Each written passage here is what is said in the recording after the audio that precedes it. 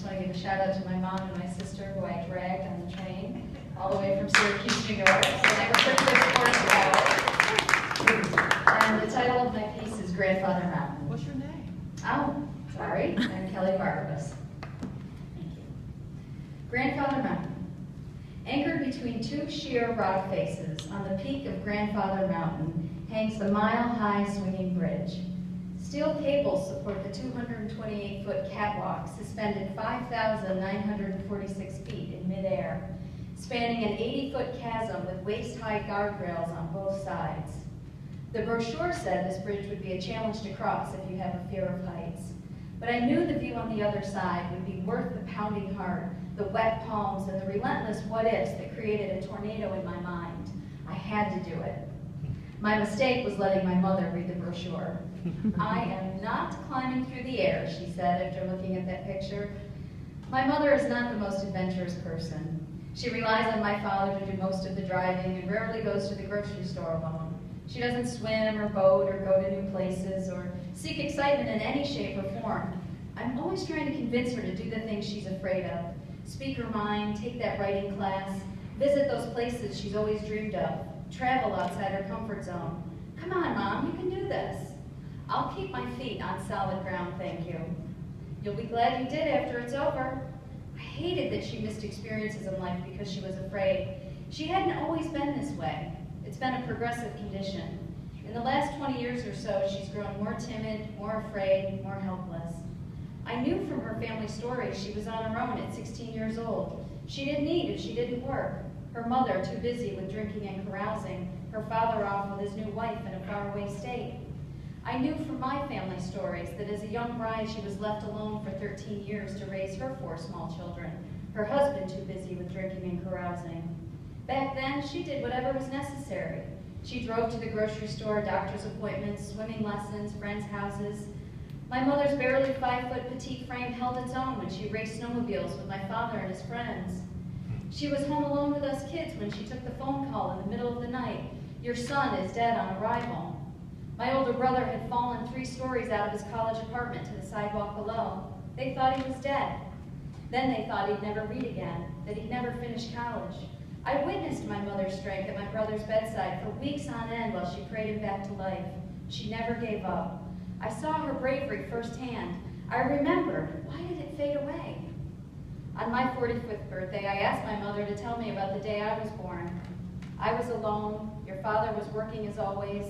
I had gone to my doctor's appointment and he told me to get to the hospital right away. I went home, packed a bag, and drove myself. I was very scared. But you did it anyway, I said? I didn't have a choice. What happened to that girl?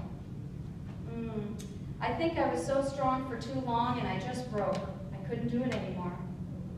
That's why I pushed her to do things like walk across the bridge at Grandfather Mountain, because I knew she could. And I thought if I could show her that she's still that same girl, that same young woman, that same middle-aged mother, she'd get some of it back. After a 13-hour drive over 2 days in the rundown condo that was dirty and smelled like urine, I was trying to find something to salvage the wayward vacation I had dragged my husband and parents on. Something significant before I announced that we would leave before the week was out and head home early. Once I explained that we could drive to the top of Grandfather Mountain, enjoy the view and a picnic lunch, and that nobody would be forced to cross the bridge, they agreed to come with me. With my mother still muttering about her feet in solid ground, we enjoyed the scenic route along the Blue Ridge Parkway and all got out of the car to check out the view once we arrived at the summit. I was going across with or without her and moved towards the bridge. Before I took my first step onto the catwalk, my mother appeared at my side and took my hand at the last second. "Let's go," she said, looking straight ahead. I didn't let on how surprised I was. Even though my hand was only slightly bigger than hers, it wrapped around her pint-sized one. The same one that had always felt cool on my forehead when I was hot with fever. The same one that smacked my cheeks if I was mouthy.